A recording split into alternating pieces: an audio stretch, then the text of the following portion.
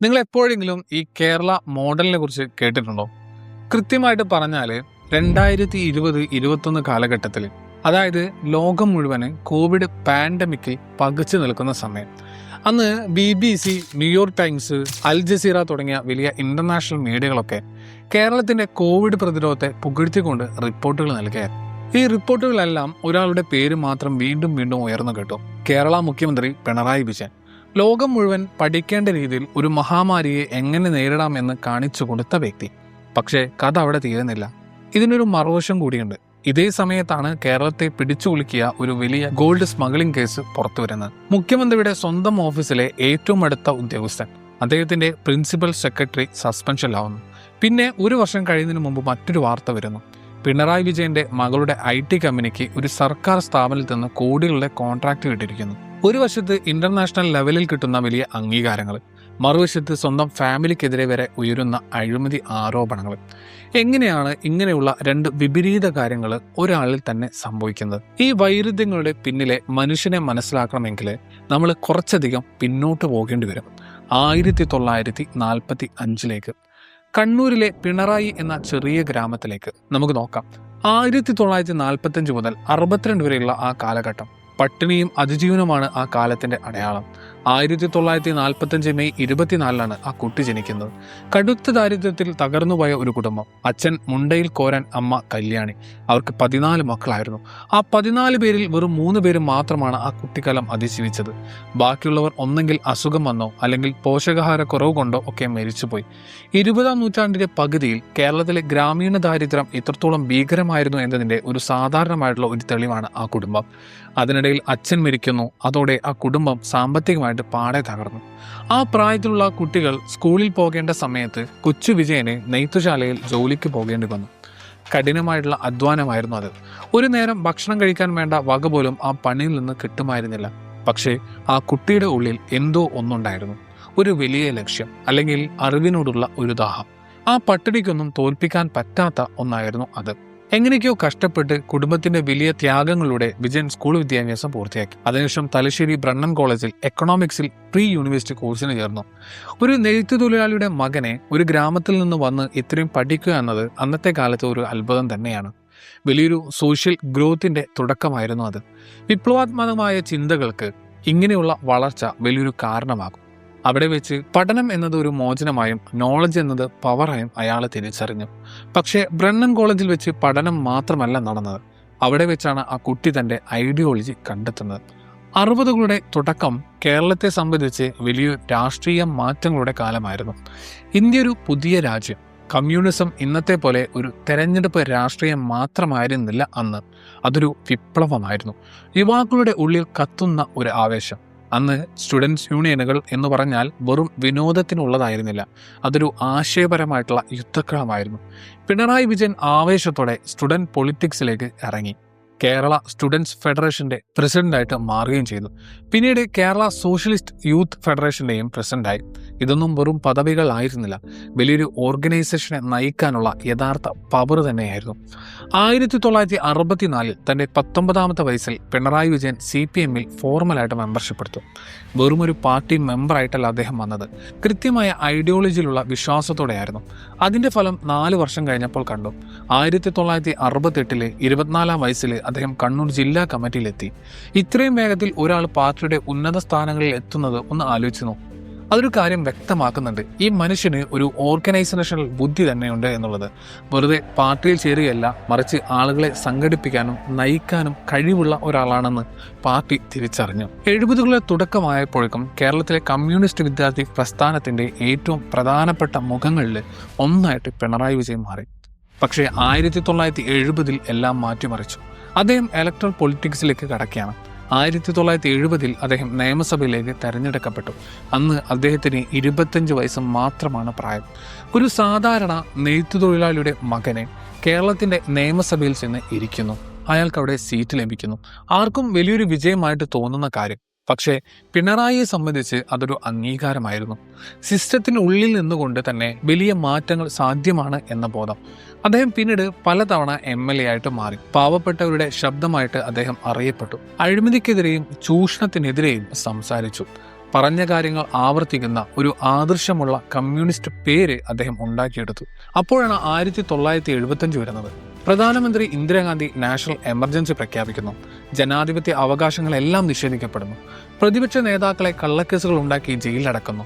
Police സംവിധാനം അതേ ജനങ്ങളെ അടിച്ചമർത്താനുള്ള തന്നെ ഒരു ആയുധമായിട്ട് മാറുന്നു.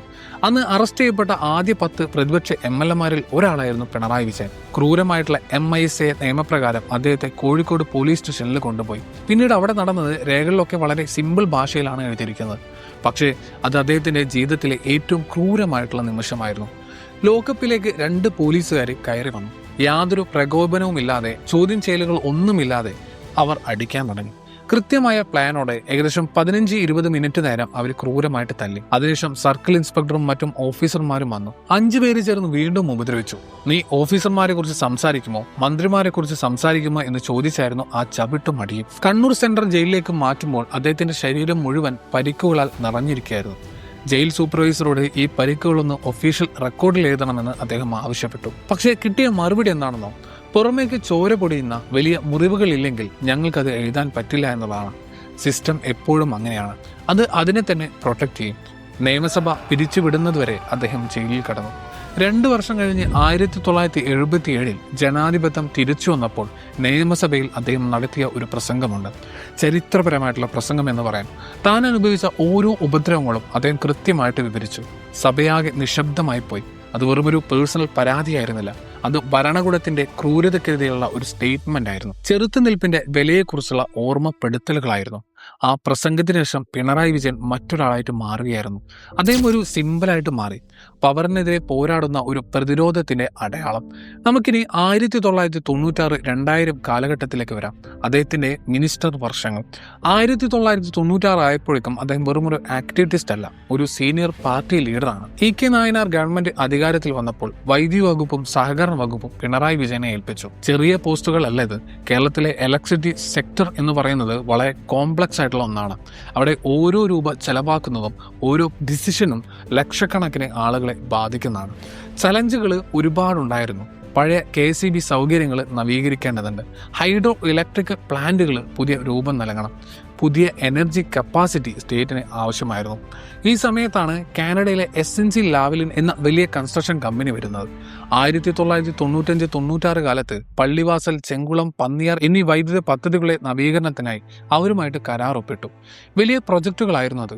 വലിയ തുക അതിലുണ്ടായിരുന്നു. പക്ഷേ പിന്നീട് നടന്ന ഓഡിറ്റിംഗിൽ ഒരുപാട് ക്രമക്കേടുകൾ കണ്ടെത്തി. ഓഡിറ്റർ ജനറൽ റിപ്പോർട്ടുകൾ പ്രകാരം ആ കരാറിലെ നിബന്ധനകളൊക്കെ SNC ലാവലിനെ വൻ ലാഭമുണ്ടാക്കുന്ന രീതിയിലായിരുന്നു. പണം നൽകുന്ന രീതിയായാലും പിഴയുടെ കാര്യമായാലും എല്ലാം ആ ഫോറിൻ കമ്പനിക്ക് അനുകൂലമായിരുന്നു. സ്റ്റേറ്റിന് അതൊരു ബാഡ് ഡീലായിരുന്നു എന്ന് തോന്നിപ്പിച്ചു. CBI ഇൻവെസ്റ്റിഗേഷൻ വന്നു. പിണറായി വിജയൻ ഒരു പ്രതിയായിട്ട് മാറി. പതിറ്റാണ്ടുകളോളം ആ കേസ് നീണ്ടുപോയി. റിപ്പോർട്ടുകൾ, സാക്ഷിമൊഴികൾ, അങ്ങനെ ഒരുപാട് കാര്യങ്ങൾ.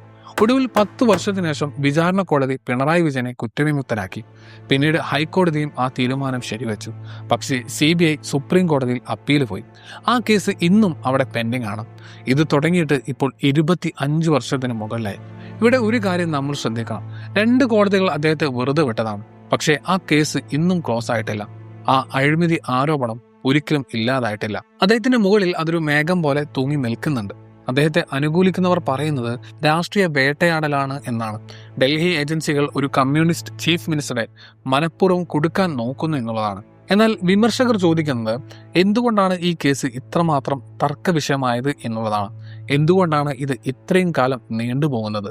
സത്യം ഒരുപക്ഷെ ഇതിന്റെ ഇടയിൽ എവിടെയെങ്കിലും ആയിരിക്കും. പക്ഷേ പൊളിറ്റിക്സിൽ ആഴത്തിലുള്ള കാര്യങ്ങളെക്കാൾ കൂടുതൽ പുറമെയുള്ള ആരോപണങ്ങൾക്കാണല്ലോ ആളുകൾ വില കൊടുക്കുന്നത്. ഇനി നമുക്ക് കണ്ണൂർ വർഷങ്ങൾ നോക്കാം. പാർട്ടി സെക്രട്ടറി എന്ന നിലയിലുള്ള ആ 17 വർഷം 1998-2015. 1998 അദ്ദേഹം CPM സ്റ്റേറ്റ് സെക്രട്ടറിയായി, പാർട്ടിയുടെ ഹയസ്റ്റ് പവർ. 17 വർഷമാണ് അദ്ദേഹം ആ കസേരയിലിരുന്നത്. കേരളത്തിലെ പാർട്ടി മിഷണറിയുടെ കംപ്ലീറ്റ് കൺട്രോൾ അദ്ദേഹത്തിനായിരുന്നു. പാർട്ടി പ്രവർത്തകരെ വിന്യസിക്കുന്നത് മുതൽ സ്ഥാനാർത്ഥി നിർണയം വരെ എല്ലാം തീരുമാനിച്ചിരുന്നത് അദ്ദേഹമാണ്. ഈ കാലഘട്ടത്തിലാണ് കണ്ണൂർ ജില്ല രാഷ്ട്രീയ കൊലപാതകങ്ങൾക്ക് പേര് കേൾക്കുന്നത്. കണ്ണൂരിന് വലിയൊരു ഹിസ്റ്ററിയുണ്ട്. പതിറ്റാണ്ടുകളായി RSSും CPM പ്രവർത്തകരും തമ്മിലുള്ള പോരാട്ടം. പ്രസംഗങ്ങൾ കൊണ്ടല്ല, ആയുധങ്ങൾ കൊണ്ടായിരുന്നു ആ യുദ്ധം. കൊലപാതകങ്ങൾ, പകവീട്ടലുകൾ, വയലൻസിന്റെ ഒരു പരമ്പര തന്നെ. 2000-നും 2016-നും ഇടയിൽ 69 രാഷ്ട്രീയ കൊലപാതകങ്ങളാണ് കണ്ണൂരിൽ റിപ്പോർട്ട് ചെയ്തത്. അതായത് 16 വർഷം, ഓരോ വർഷവും ഏകദേശം 4 കില്ലിങ്ങുകൾ. ഈ കൊലപാതകങ്ങൾക്കെല്ലാം പിണറായി വിജയൻ പേഴ്സണലായിട്ട് ഓർഡർ കൊടുത്തിരുന്നു. അതിനൊരു തെളിവുമില്ല. പക്ഷേ ആ വയലന്റ് കാലത്ത് ആ പാർട്ടിയുടെ ചീഫ് അഡ്മിനിസ്ട്രേറ്റർ അദ്ദേഹമായിരുന്നു. ആ വയലൻസിനെതിരെ കൂടുതൽ ശക്തമായിട്ട് സംസാരിക്കാനും പ്രവർത്തിക്കാനും ഉള്ള പവർ അദ്ദേഹത്തിനുണ്ടായിരുന്നു. അത് അദ്ദേഹം ചെയ്തു. അദ്ദേഹത്തെ സപ്പോർട്ട് ചെയ്യുന്നവർ വാദിക്കുന്നത് കണ്ണൂരിലെ വയലൻസ് എന്ന് പറയുന്നത് കാലങ്ങളായിട്ടുള്ള ഒരു പ്രശ്നമാണ് എന്നുള്ളതാണ്. പിണറായി വരുന്നതിന് മുമ്പും അത് അവിടെയുണ്ട്, അദ്ദേഹത്തിന് ശേഷവും അത് ഉണ്ടാകും എന്നുള്ളതാണ്. പക്ഷേ ക്രിട്ടിക്സ് പറയുന്നത് അദ്ദേഹത്തിൻ്റെ കാലത്താണ് വയലൻസ് കൂടിയത് എന്നുള്ളതാണ്. ഒരു രീതി അവർ ചൂണ്ടിക്കാണിക്കുന്നത്, യുവപ്രവർത്തകർ കൊലപാതകങ്ങൾ ചെയ്യുന്നു, പാർട്ടി അവർക്ക് സംരക്ഷണം നൽകുന്നു, അവർ പതുക്കെ പാർട്ടിയുടെ ഉയർന്ന സ്ഥാനങ്ങളിൽ എത്തുന്നു. സത്യം ഒരുപക്ഷെ ഈ 2 വാദങ്ങളുടെ ഇടയിലാവാനാണ് ചാൻസ് ഉള്ളത്. കണ്ണൂരിലെ വയലൻസ് സ്ട്രക്ചറിലാണ്. പക്ഷേ പിണറായി വിജയൻ തൻ്റെ പവർ ഉപയോഗിച്ച് അത് കുറക്കാൻ ആത്മാർത്ഥമായിട്ട് ശ്രമിച്ചോ എന്നത് ഇന്നും ഉത്തരമില്ലാത്ത ഒരു ചോദ്യമാണ്. ഇനി നമുക്ക് ചീഫ് മിനിസ്റ്റർ ആയിട്ടുള്ള പിണറായി വിജയനെ നോക്കാം. 2016 ശേഷം ഇടതുപക്ഷം കേരളത്തിലെ അധികാരത്തിൽ വന്നു. 70-ാം വയസ്സിൽ പിണറായി വിജയൻ ചീഫ് മിനിസ്റ്ററായിട്ട് മാറി. ധർമ്മടത്ത് നിന്ന് മാസീവ് മെജോറിറ്റിയോടെയാണ് അദ്ദേഹം ജയിച്ചത്. തുടക്കം മുതലേ അദ്ദേഹം തൻ്റെ ഭരണം ഒരു പ്രത്യേക രീതിയിലായിരുന്നു കൊണ്ടുപോയത്. അതൊരു ടൈറ്റ് സിസ്റ്റമായിരുന്നു. മറ്റു മന്ത്രിമാർക്ക് പോലും അധികം അധികാരങ്ങൾ ഉണ്ടായിരുന്നില്ല. പ്രധാന ഫയലുകളൊക്കെ അദ്ദേഹത്തിൻ്റെ ഡെസ്കിലെത്തും. തീരുമാനങ്ങൾ എല്ലാം മുഖ്യമന്ത്രിയുടെ ഓഫീസിൽ നിന്നാണ് വരുന്നത്. അതൊരു CEO മോഡൽ ഭരണമാണ്. അത് കാര്യക്ഷമമാണ്, പക്ഷേ അതൊരു ഏകാധിപത്യ രീതിയാണെന്ന് വിമർശകരും പറയുന്നുണ്ട്. അദ്ദേഹത്തിൻ്റെ ആദ്യ വർഷങ്ങളിൽ തന്നെ 2 വലിയ പ്രതിസന്ധികൾ കേരളത്തെ ബാധിച്ചിരുന്നു. ആദ്യം 2017-ലെ ഓഖി ചുഴലിക്കാറ്റ്, പിന്നെ 2018-ലെ മഹാപ്രളയം. കേരളം കണ്ട ഏറ്റവും വലിയ നാച്ചുറൽ ഡിസാസ്റ്റർ. 54 ലക്ഷം ആളുകളെയാണ് അന്ന് മാറ്റിപ്പാർപ്പിച്ചത്. എല്ലാം തകർന്നുപോയി. ഈ പ്രതിസന്ധി സമയങ്ങളിലാണ് പിണറായി വിജയൻ ജനങ്ങൾക്കിടയിൽ കൂടുതൽ ശ്രദ്ധിക്കപ്പെടുന്നത്. ഹെലികോപ്റ്ററിൽ വന്ന് പ്രളയക്കെടുതി കാണുന്ന മുഖ്യമന്ത്രി, ക്യാമ്പുകൾ സന്ദർശിക്കുന്ന അദ്ദേഹം, പ്രയാസം അനുഭവിക്കുന്ന ആളുകളോട് നേരിട്ട് സംസാരിക്കുന്നു. ഒരു ക്രൈസിസ് മാനേജ്മെന്റിന്റെ മികച്ച മാതൃകയായിരുന്നു അത്. പെട്ടെന്ന് അദ്ദേഹം വെറുമൊരു അഡ്മിനിസ്ട്രേറ്റർ അല്ലാതെയായി മാറി. അദ്ദേഹം ഒരു ക്രൈസിസ് മാനേജറായിട്ട് മാറി. ആ ഇമേജ് ജനങ്ങളിൽ പതിഞ്ഞു. പിന്നെ നിപ്പ വന്നു, അതിനുശേഷം കോവിഡ് വന്നു. കോവിഡ് സമയത്താണ് കേരള മോഡൽ ലോകം മുഴുവൻ ശ്രദ്ധിക്കുന്നത്. തുടക്കത്തിലുള്ള ലോക്ക്ഡൗണുകൾ, കമ്മ്യൂണിറ്റി കിച്ചണുകൾ, വലിയ തോതിലുള്ള ടെസ്റ്റിംഗ്. ചീഫ് മിനിസ്റ്റർ എല്ലാ ദിവസവും പ്രസ് കോൺഫറൻസ് നടത്തി. ഫിസിക്കൽ ഡിസ്റ്റൻസ്, സോഷ്യൽ യൂണിറ്റി എന്തായിരുന്നു മെസ്സേജ്. ഇന്റർനാഷണൽ മീഡിയ കേരളത്തെ പുകഴ്ത്തി. ലോകത്ത് മികച്ച ഭരണം എങ്ങനെ വേണം എന്നതിന് ഒരു ഉദാഹരണമായിട്ട് കേരളം മാറി. ആ സമയത്ത് പിണറായി വിജയൻ ഗ്ലോബൽ ലെവലിൽ അംഗീകരിക്കപ്പെട്ട ഒരു അഡ്മിനിസ്ട്രേറ്ററായിട്ട് മാറുകയായിരുന്നു. പക്ഷേ ഇതിനൊക്കെ അപ്പുറം ബാക്ക്ഗ്രൗണ്ടിൽ ചില കാര്യങ്ങൾ നടക്കുന്നുണ്ടായിരുന്നു. അതാണ് 2020-ലെ സ്വർണ്ണക്കടത്ത് കേസ് എന്ന് പറയുന്നത്. കോവിഡ് കത്തി നിൽക്കുന്ന സമയത്താണ് കൊച്ചി എയർപോർട്ട് വഴി നടന്ന ഗോൾഡ് സ്മഗ്ലിംഗ് പിടിക്കപ്പെടുന്നത്. അന്വേഷണം നീണ്ടത് മുഖ്യമന്ത്രിയുടെ ഓഫീസിലേക്കാണ്. അദ്ദേഹത്തിന്റെ പ്രിൻസിപ്പൽ സെക്രട്ടറി ചോദ്യം ചെയ്യപ്പെടുന്നു, സസ്പെൻഷനിലാവുന്നു, സീനിയർ ഉദ്യോഗസ്ഥർ ചോദ്യം ചെയ്യപ്പെടുന്നു. തൊട്ടടുത്ത വർഷം വീണ്ടും വാർത്തകൾ വന്നുകൊണ്ടിരിക്കുന്നു. പിണറായി വിജയന്റെ മകൾ വീണ വിജയന്റെ IT കമ്പനിക്ക് സർക്കാർ കോൺട്രാക്റ്റുകൾ കിട്ടിയിരിക്കുന്നു. SFIO ഈ ഇടപാടുകളെ കുറിച്ച് അന്വേഷിക്കാൻ തുടങ്ങി. കോടികളുടെ പണമിടപാടാണ് അവിടെ നടന്നത്. ഇവിടെയും കോടതി ശിക്ഷിച്ചിട്ടില്ല. ഇത് കള്ളമാണ് അല്ലെങ്കിൽ അഴിമതിയാണെന്ന് ഒരു ഫൈനൽ ജഡ്ജ്മെന്റ് വന്നിട്ടില്ല. പക്ഷേ ഈ ഒരു പാറ്റേൺ അവിടെ ക്ലിയർ ആയിട്ട് കാണാൻ സാധിക്കും. ചീഫ് മിനിസ്റ്ററുടെ ഫാമിലി ഗവൺമെന്റ് കോൺട്രാക്റ്റുകൾ കൈപ്പറ്റുന്നു എന്നുള്ളത്. അദ്ദേഹത്തിന്റെ സപ്പോർട്ടേഴ്സ് പറയുന്നത് ഇതൊരു വേട്ടയാടൽ ആണ് എന്നാണ്. ഡൽഹി ഏജൻസികൾ ഒരു കമ്മ്യൂണിസ്റ്റ് CM-നെ തകർക്കാൻ ശ്രമിക്കുകയാണ് എന്നുള്ളത്. പക്ഷേ ക്രിട്ടിക്സ് ചോദിക്കുന്നത്, ഇത് വേറെ ആരുടെയെങ്കിലും ഫാമിലി ആയിരുന്നെങ്കിൽ ഇത്രയും പരിശോധന ഉണ്ടാകില്ലേ? അതൊരു കോൺഫ്ലിക്റ്റ് ഓഫ് ഇൻട്രസ്റ്റ് അല്ലേ എന്നുള്ളത്. മുഖ്യമന്ത്രിയുടെ ഓഫീസ് അതെല്ലാം നിഷേധിക്കുന്നുണ്ട്. എല്ലാ നിയമങ്ങളും പാലിച്ചിട്ടുണ്ടെന്ന് പറയുന്നു. പക്ഷേ ആ ചോദ്യങ്ങൾ ഇന്നും നിലനിൽക്കുന്നു. ഇനി നമുക്ക് ഭരണവും ഐഡിയോളജിയും തമ്മിലുള്ള പ്രശ്നങ്ങൾ നോക്കാം. 2018-ലെ പിണറായി വിജയൻ ഒരു വലിയ തീരുമാനമെടുത്തു. ശബരിമലയിൽ എല്ലാ പ്രായത്തിലുമുള്ള സ്ത്രീകൾക്കും പ്രവേശനം അനുവദിച്ചു.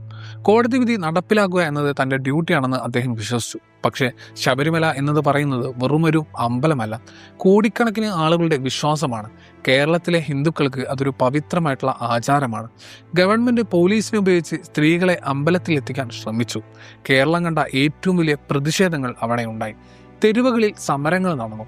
2019-ലെ ലോക്സഭാ ഇലക്ഷൻ ഈ ഗവൺമെന്റിനെതിരെയുള്ള ഒരു പരീക്ഷണമായിട്ട് മാറി. ഇടതുപക്ഷത്തിന് വലിയ തോൽവി സംഭവിക്കാനുള്ള പ്രധാന കാരണവും ഇതായിരുന്നു. പിന്നീട് സർക്കാർ പതുക്കെ അതിൽ നിന്ന് പിന്നോട്ട് പോയി.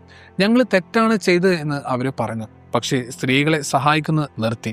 കമ്മ്യൂണിസ്റ്റ് പാർട്ടിയുടെ ഭാഗത്തുനിന്ന് നോക്കിയാൽ രാഷ്ട്രീയത്തിന് വേണ്ടി അവർ തങ്ങളുടെ ആദർശത്തെ വിട്ടുവീഴ്ച ചെയ്തു എന്ന് വേണം പറയാൻ. വിശ്വാസികളുടെ ഭാഗത്തുനിന്ന് നോക്കിയാൽ അവരുടെ സമരം ജയിച്ചു എന്നും പറയാം. എന്നാൽ പിണറായി വിജയനെ സംബന്ധിച്ചിട്ട് ഒരു സ്ട്രോങ് ലീഡർ പോലും ചിലപ്പോൾ വഴങ്ങേണ്ടി വരും എന്നതിൻ്റെ ഒരു ഉദാഹരണമായിരുന്നു അത്. നമുക്കിനി വിഴിഞ്ഞം പോർട്ടും സിൽവർ ലൈനിനെ കുറിച്ച് നോക്കാം. വികസനം വേഴ്സസ് പരിസ്ഥിതി. വിഴിഞ്ഞം പോർട്ട് പിണറായി വിജയന്റെ പ്രധാനപ്പെട്ട ഒരു പ്രൊജക്റ്റാണ്. ഇത് കേരളത്തിന്റെ സാമ്പത്തിക നില മാറ്റും എന്നാണ് ഗവൺമെന്റ് പറയുന്നത്. പക്ഷേ ഇതിന് വലിയ തോതിലുള്ള സ്ഥലം ഏറ്റെടുക്കലും പരിസ്ഥിതി പ്രശ്നങ്ങളും മത്സ്യത്തൊഴിലാളികളുടെ പുനരധിവാസവും ഒക്കെ ആവശ്യമാണ്. അതുപോലെ തന്നെയാണ് കേരയിൽ സിൽവർ ലൈൻ എന്ന് പറയുന്നത്. തിരുവനന്തപുരത്ത് നിന്ന് കാസർഗോഡ് വരെ പായുന്ന അതിവേഗ ട്രെയിന് കോടിക്കണക്കിന് രൂപയുടെ കടം വരുത്തും എന്ന് എതിരാളികൾ പറയുന്നുണ്ട്. ആയിരക്കണക്കിന് കുടുംബങ്ങൾ കുടിയൊഴിപ്പിക്കപ്പെടും. പരിസ്ഥിതി പ്രശ്നങ്ങൾ വേറെയുമുണ്ട്. ഇവിടെ കൗതുകരമായിട്ടുള്ള ഒരു മാറ്റമുണ്ട്. ഒരിക്കൽ പാവപ്പെട്ടവർക്ക് വേണ്ടിയും പരിസ്ഥിതി സംരക്ഷണത്തിന് വേണ്ടിയും സംസാരിച്ച പിണറായി വിജയൻ ഇന്ന് വികസനത്തെക്കുറിച്ചും മോഡേണൈസേഷനെ കുറിച്ചും മാത്രമാണ് സംസാരിക്കുന്നത് എന്നുള്ളത്. അദ്ദേഹം ഇന്നൊരു വലിയ ഇൻഫ്രാസ്ട്രക്ചർ പദ്ധതികളെ സ്നേഹിച്ചു തുടങ്ങിയിരിക്കുന്നു. ചിലർ അതിനെ പ്രായോഗിക രാഷ്ട്രീയം എന്നാണ് വിളിക്കുന്നത്. ആദർശം കൊണ്ട് മാത്രം ജോലി ഉണ്ടാകില്ല എന്ന് അവർ കരുതുന്നുണ്ട്. മറ്റു ചിലർ പറയുന്നത് വിപ്ലവകാരിയായിരുന്ന ഒരാൾ ഇന്ന് വെറും ഒരു ഭരണാധികാരിയായിട്ട് മാറി എന്നുള്ളതാണ്. ഇപ്പോഴും തുടരുന്ന മറ്റൊരു ചോദ്യം കണ്ണൂരിലെ വയലൻസ് തന്നെയാണ്. 2016 അദ്ദേഹം മുഖ്യമന്ത്രിയായ ശേഷവും രാഷ്ട്രീയ കൊലപാതകങ്ങൾ നടക്കുന്നുണ്ട്. വയലൻസ് കുറഞ്ഞു എന്ന് സർക്കാർ വാദിക്കുമ്പോഴും അത് അവസാനിച്ചിട്ടില്ല എന്നതാണ് പ്രതിപക്ഷത്തിന്റെ വാദം എന്ന് പറയുന്നത്. ഒരു ചീഫ് മിനിസ്റ്റർ എന്ന നിലയിൽ പൊളിറ്റിക്കൽ വയലൻസിനെ അടിച്ചമർത്താനുള്ള പവർ അദ്ദേഹത്തിനുമുണ്ട്. അതിന് അദ്ദേഹം എത്രത്തോളം ശ്രമിച്ചു എന്നുള്ളതാണ് ചോദ്യം. സപ്പോർട്ടേഴ്സ് എണ്ണം കുറഞ്ഞു എന്ന് പറയുമ്പോൾ ക്രിറ്റിക്സ് പറയുന്നത് വയലൻസ് നടത്തുന്നവർ പാർട്ടിക്കുള്ളിൽ സംരക്ഷിക്കപ്പെടുന്നു എന്നുള്ളതാണ്. അവസാനമായിട്ട് അദ്ദേഹത്തിന്റെ ഭരണശൈലി നമുക്ക് നോക്കാം. അതായത് ജനാധിപത്യം വേഴ്സ് ഏകാധിപത്യം എന്നുള്ളത്. പിണറായി ഭരണത്തിനെതിരെയുള്ള ഏറ്റവും വലിയ വിമർശനം അധികാര കേന്ദ്രീകരണമാണ്. മറ്റു മന്ത്രിമാർക്ക് പോലും സ്വന്തമായി ഒന്നും ചെയ്യാൻ പറ്റാത്ത അവസ്ഥ. എതിരഭിപ്രായം പാർട്ടിക്കുള്ളിൽ അനുവദിക്കപ്പെടുന്നില്ല എന്നാണ് പറയുന്നത്. സീനിയർ നേതാക്കൾ പോലും മാറ്റി നിർത്തപ്പെടുന്നു. സ്വന്തം സഖ്യകക്ഷിയായിട്ടുള്ള CPI പോലും അദ്ദേഹത്തിന്റെ രീതികളെ വിമർശിച്ചിട്ടുണ്ട്. സപ്പോർട്ടേഴ്സ് പറയുന്നത് ശക്തനായിട്ടുള്ള ഒരു നേതാവ് ഉണ്ടെങ്കിലേ നല്ല ഭരണം നടക്കൂ എന്നാണ്. എല്ലാവരെയും ചോദിച്ചു നിന്നാൽ തീരുമാനങ്ങൾ വൈകും എന്ന് അവർ വിശ്വസിക്കുന്നു. പക്ഷേ ക്രിറ്റിക്സ് പറയുന്നത് ഇത് ജനാധിപത്യത്തിന് ചേർന്നതല്ല എന്നാണ്. ഒരാളിൽ അധികാരം കേന്ദ്രീകരിക്കുന്നത് കമ്മ്യൂണിസ്റ്റ് ഐഡിയോളജിക്ക് തന്നെ എതിരാണ്. ഒരു കൺക്ലൂഷനിലേക്ക് വരുമ്പോൾ ആ വൈരുദ്ധ്യം അവിടെ തന്നെ നിൽക്കുന്നു. ആരാണ് പിണറായി വിജയൻ? അദ്ദേഹം ഒരു സാധാരണ നെയ്ത്തു തൊഴിലാളി കുടുംബത്തിൽ നിന്ന് വന്ന് കേരളത്തിന്റെ മുഖ്യമന്ത്രിയായിട്ടുള്ള ആളാണ്. എമർജൻസി കാലത്ത് പോലീസിന്റെ ക്രൂരമർദ്ദനം അനുഭവിച്ച സമരനായകനാണ്. ലാവ്ലിൻ കേസിൽ ആരോപണം നേരിടുകയും കോടതി കുറ്റവിമുക്തനാക്കുകയും ചെയ്ത മന്ത്രിയാണ്. പ്രളയവും കോവിഡും വന്നപ്പോൾ കൃത്യമായിട്ടുള്ള പ്ലാനോടെ കാര്യങ്ങൾ നീക്കിയ ക്രൈസിസ് മാനേജറാണ്. അതേസമയം തന്നെ സ്വന്തം കുടുംബാംഗങ്ങൾ അന്വേഷണം നേരിടുന്ന ഒരു ചീഫ് മിനിസ്റ്ററാണ്. കമ്മ്യൂണിസ്റ്റ് ലീഡർ ആണെങ്കിലും വലിയ വലിയ വികസന പദ്ധതികളെ സ്നേഹിക്കുന്ന ആളാണ്. അധികാരം കേന്ദ്രീകരിക്കുന്നവരുടെ സ്വന്തം പാർട്ടിക്കാരെ പോലും പേടിപ്പിക്കുന്ന അഡ്മിനിസ്ട്രേറ്ററാണ്. അദ്ദേഹം 2020-21 കാലത്ത് ലോകം മുഴുവൻ അംഗീകരിച്ച ഒരു മോഡൽ അഡ്മിനിസ്ട്രേറ്റർ ആയിരുന്നു. അതേസമയം തന്നെ മകളുടെ കമ്പനി സർക്കാർ കോൺട്രാക്റ്റുകൾ വാങ്ങുന്നതും നമ്മൾ കണ്ടതാണ്. ഒരേ സമയം ഈ വൈരുദ്ധ്യങ്ങൾ ഒരാളിൽ എങ്ങനെ ഒത്തുപോകുന്നു എന്നതാണ് നമ്മൾ മനസ്സിലാക്കേണ്ടത്. പട്ടിണി എങ്ങനെ ഒരു വിപ്ലവകാരിയെ ഉണ്ടാക്കുന്നു എന്നും ആ വിപ്ലവം എങ്ങനെ പിന്നീട് ഒരു അധികാരമായിട്ട് മാറുന്നു എന്നും പിണറായി വിജയന്റെ സ്റ്റോറി കാണിച്ചു തരുന്നുണ്ട്. ആദർശവും പ്രായോഗിക രാഷ്ട്രീയവും തമ്മിൽ എങ്ങനെ കൂട്ടിമുട്ടുന്നു എന്നതിന്റെ ഉദാഹരണമാണ് അദ്ദേഹം. പിണറായി വിജയന്റെ കഥ എന്ന് പറയുന്നത് ഇന്ത്യൻ ഇടതുപക്ഷത്തിന്റെ തന്നെ കഥയാണ്. അതിന്റെ ആദർശങ്ങൾ, അതിന്റെ വിട്ടുവീഴ്ചകൾ, അതിന്റെ പരാജയങ്ങൾ, അതിന്റെ വിജയങ്ങൾ. ഈ കഥയിൽ നമ്മൾ ഒരു പക്ഷം പിടിക്കല്ല, മറിച്ച് ഈ മനുഷ്യനെ ആഴത്തിൽ മനസ്സിലാക്കാൻ ശ്രമിക്കുകയാണ് വേണ്ടതെന്നാണ് എൻ്റെ അഭിപ്രായം. നിങ്ങൾക്ക് ഈ സ്റ്റോറിയെക്കുറിച്ച് എന്താണ് തോന്നുന്നത്? പിണറായി വിജയൻ എന്ന നേതാവിനെ നിങ്ങൾ എങ്ങനെയാണ് കാണുന്നത്? താഴെ കമന്റ് ചെയ്യാൻ മറക്കരുത്.